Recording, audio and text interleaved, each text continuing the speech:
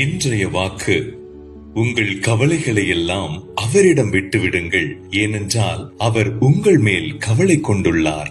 தூய பேதுரு எழுதிய 1 திருமடல் அலகு 5 அருள் தரும் வார்த்தை 7.